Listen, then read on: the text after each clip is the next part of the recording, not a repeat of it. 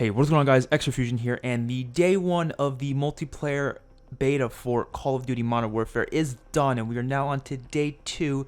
I'm very excited to play more of this game. I am enjoying it for the most part. There's a lot of things I love, and there's also some things I don't love, and that's what this video is going to be all about: the constructive feedback, constructive criticism for Call of Duty Modern Warfare's day 1 of the multiplayer beta. So obviously, these problems are probably not going to exist in the full game. Some of these probably will, and I'm sure a lot of these things are going to be patched, fixed, whatever it may be, but for right now, this is constructive feedback, and I think people need to realize that that's important.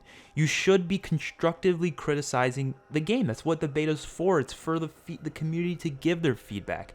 Now, what it shouldn't happen is people bashing the developers, people attacking and harassing them, calling the game garbage, trash, and all these different things, canceling pre-orders.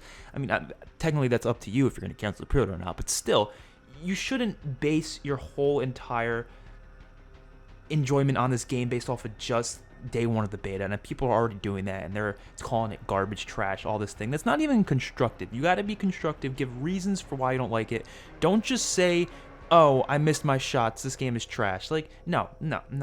Certain people on Twitter has been doing that lately, and it's kind of frustrating just seeing them upload clips of themselves getting killed and then being like, oh, this game's trash because I got killed. No.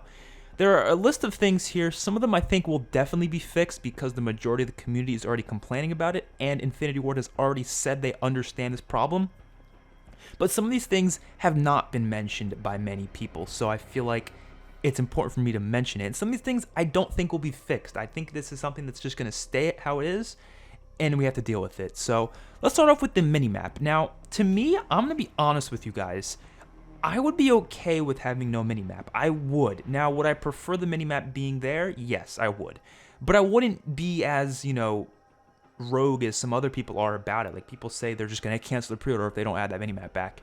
Like, no, I'm not that rogue. I can deal without it. I think the game, I understand what they were going for. They don't want people looking at the minimap every second, and they don't want people to be afraid to flank and try to get around people. They don't want, you have to use a suppressor because otherwise you're going to show up on the minimap.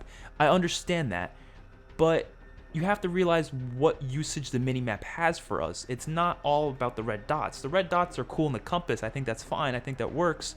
But when it comes to the minimap, I use this to not only know what the map is like, I know what locations I can get to, what locations are the edge of the map. Obviously, after you learn the map, that's not a problem anymore. But when it comes to new maps, especially the DLC maps, we're going to want to be able to learn them a little bit quicker instead of taking like 10 games to finally understand what the map is like. A minimap definitely helps. But I think the main thing about the minimap that is useful is knowing where your teammates are. Now, I know you can see your teammates through the wall, but you don't want to have to do a full 360 just to see where they are. Like, if you hear footsteps behind you, you have to turn around to see if that's a teammate or not. If you had the minimap, you can just look at the minimap and see, oh, teammate's behind me. So I think they should keep the minimap active at all times, but don't have red dots show up on it. Just have the red dots show up on the compass. Or have red dots kind of show up in that general area rather than as an actual pinpoint on the map. It's just kind of like it flashes a little bit of red on the screen, so you're like, okay, someone's in that area, but don't show us the exact location of them. That would be fine too. And then of course you get UAV and it does the UAV radar thing. That's fine. That would work in my opinion. I just think that the minimap should be constant. I don't want it to be off unless you're playing certain game modes like hardcore. Then have it off. Even in gunfight, you could have it off too. I'm fine with that. Next up, the time to kill. I think the time to kill is a little too fast. Black Ops 4, I think it was a little too slow. In this game, I think it's a little too fast. And the reason why I don't enjoy a really, really fast time to kill is because it removes a lot of the skill from getting into gunfights. It's less about who has better accuracy, who has better aim, who has better movement and overall gun control, and who is just a better player. It's less about that, and it's more about who got the first shot on the other person and who's got better connection. That's really what it comes down to when it's such a fast time to kill. And the time to kill is so damn fast in this game that you feel like you get shot in like 1 or 2 bullets, but then it feels like it's taken like 4 or 5 shots to kill other people. And that's a problem. That's not enjoyable. I don't like running around a corner and getting just 1 shot by a dude, but then you look at the kill cam and he shot you in like 4 shots, but it was like, why did it feel like he shot me in 1 shot? It's stuff like that is just frustrating, and I don't like that. I think the time to kill just needs to be a little bit slower, by a little bit, not too crazy, but definitely slower. I understand what they were going for. They wanted a more realistic feel. When the guns have more recoil, it does kind of balance out the faster time to kill, but I think this is just a little too fast, to the point where it makes gunfights really slow, and it makes really fast is what I mean. It makes the gunfights really fast, so you don't get to stay in the action as long. This also promotes camping. People are afraid to run out in the open because they're scared of getting shot. The minimap is the same thing. No one's gonna want to go securing a flag when they know that they're gonna get destroyed because they're gonna die quick. At least in a game like Black Ops 4, you're able to kind of secure flags a little more frequently because you're not as scared of getting one shot across the map. You know, if you get shot, you're going to be able to defend yourself. You're going to be able to get to cover, maybe come back out, and maybe put up a fighting chance against the enemy. In this game, you can't really put up a fighting chance if someone puts a bullet or two into you. You're probably going to die. So that makes a lot of gunfights really frustrating. Another thing is the sprint out time is really slow. I think that needs to be increased. That was a problem in World War II. I think it's a problem again. Sprint out time is so slow that sprinting is just not really something you want to do. I mean, it should be slower than aiming down sights when you're not sprinting, yeah, but it shouldn't be this slow because it makes me not wanting to sprint. I want to just walk around the map with aiming down sights at all times. It's honestly what I want to do, but I know that's not fun. I know that makes the game slower paced, and I want a fast-paced Call of Duty game, not to a crazy extent. I'm okay with it being a little slower and tactical, but it's almost too slow to the point where everyone else is the same sort of a speed, and you end up getting like less than 20 kills a game for the entire team in a game of domination, when normally domination you'd be up in the 40s and 50s for most people in previous CODs. This one, it's like in the 20s. The highest amount of kills someone has in my game for domination is usually like 30 or something. It's like, that's it. It's usually like in the 50s and 60s. So that to me is a problem. And then there's the big underlying issue, which is camping, which all of these factors kind of add in camping. Camping is encouraged in this game. I know they said they want to support all play styles, including camping, but it almost like they only support camping. And rushing is just, you get completely put at a disadvantage for rushing in this game. And that's a problem. I don't want camping to be the primary playstyle in this game that is the most successful. And you know what also adds into camping? The fact that it's kill streaks instead of score streaks. People don't want to play the objective in domination, in headquarters, in cyber attack. They don't want to play the objective. I played like 1 or 2 games of cyber attack. I know they added it for day 2, but I'm still counting that in as some criticism here because I have played like an hour or 2 of day 2. People don't want to play the objective. I don't want to play the objective. The only advantage you get to playing the objective is XP and you win the game. But who really cares? Most people don't. I know some people do. I know some people really want to win the game, therefore they play the objective. But a lot of people don't care. A lot of people like to play COD for getting streaks. So when you make it kill streaks, that makes people who don't care about the objective, they don't play the objective. Instead, they sit in a corner, they sit in their little house, and they go for kill streaks. That's all they do. Yes, the kill streaks can help out the team in terms of objective play, but they're still not playing the objective, and that ruins the pace of the game a lot. You know what I mean? Score streaks, in my opinion, should be in the game, and they should not be like just a perk or something special that you can optionally put on. It should be the default. Now, this is something I don't think they're going to change because they've already had kill streaks put into the game, but what they can do, in my opinion, is probably turn it into point streaks, and it'd be a simple system. Just make it so assists give you half a point, right? You should be rewarded for assists. You deserve to be rewarded for assists. It shouldn't be like Black Ops 4 where it gives you a kill if you get an assist. No, but you still should be rewarded half of a point towards your kill streaks for getting an assist. A flag capture, like for the B dom in domination, that should be a full point. That really should. That's not an easy task to secure a B flag. Now, maybe to secure a C or A, just give half of a point. Or if it's just a neutral position, just a half of a point. But for a full flag, you should be getting a full point. And then obviously in other game modes, you can make it work out well as well, of course.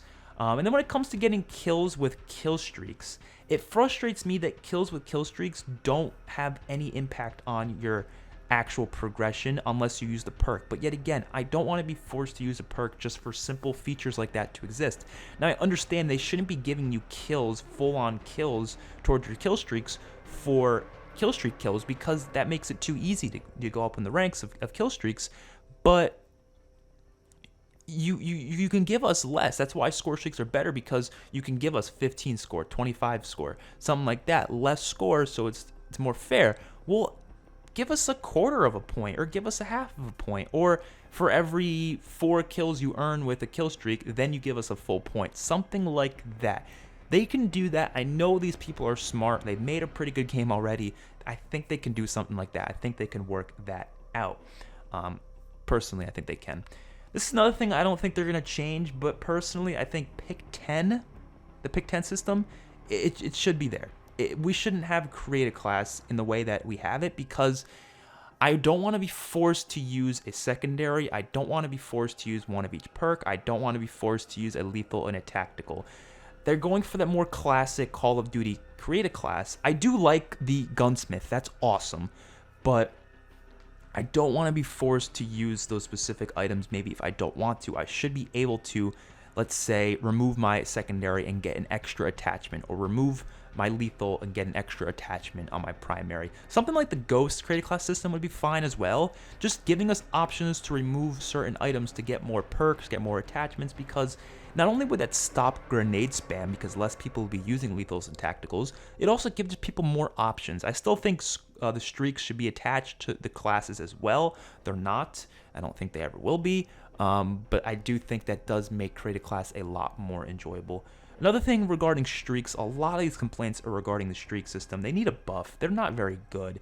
We've only had 5 of them available so far, but the UAV, it doesn't do the radar ping as often as it did in past CODs, so it's kind of delayed from pretty high margin. The personal radar is kind of just a selfish perk, or not perk, selfish streak that I really don't enjoy the idea of. And the cluster, what is it, the missile strike, the predator missile type thing, that thing is, it gets a kill every now and then. I think it does its job. But then the chopper gunner, it sucks, man. It's such a bad, like, it takes so many shots to just kill someone. And then the missiles aren't really the most useful things in the world either. It's not a very good streak. Obviously, there's tons of other streaks in the game available, but I think the chopper gunner needs a buff. I think the UAV probably should need a buff as well. And yeah, maybe the UAV doesn't need a buff, but the chopper gunner needs a buff for sure. Also, I don't like how streaks don't stack and they don't cycle through. You can't cycle through the same set of streaks within the same life. So basically, once you get your highest streak, that's it. You're done. You can't get your streaks again, so you might as well just kill yourself.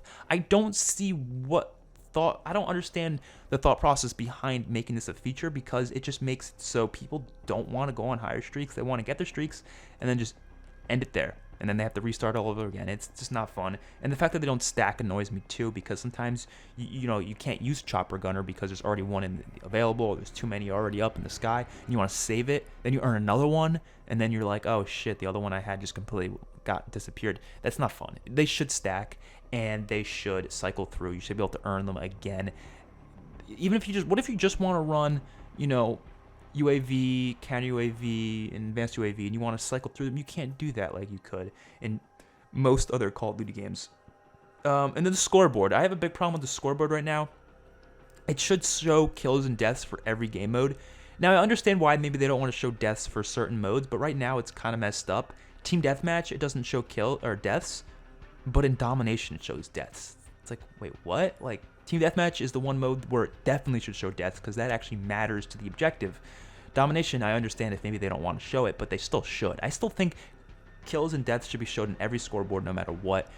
It's just information that we want to see. We want to see how our teammates are doing. We want to see how we're doing. We don't have to wait till the end of the game to see that. So that's a major complaint in my opinion. I think head glitching is kind of a problem. There's been a lot of head glitching. Spawning is not the best, but those type of problems are stuff that I know they're going to patch anyways. Like spawning, that's always bad in the beta for some odd reason. It's just never a good thing. And I've just noticed my major complaints, I think, are going to stem from the time to kill. A lot of things about the score streaks and just the camping overall.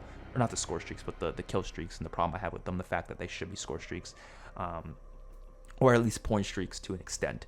So those are my criticisms for the day 1 of the beta and a little bit of the day 2.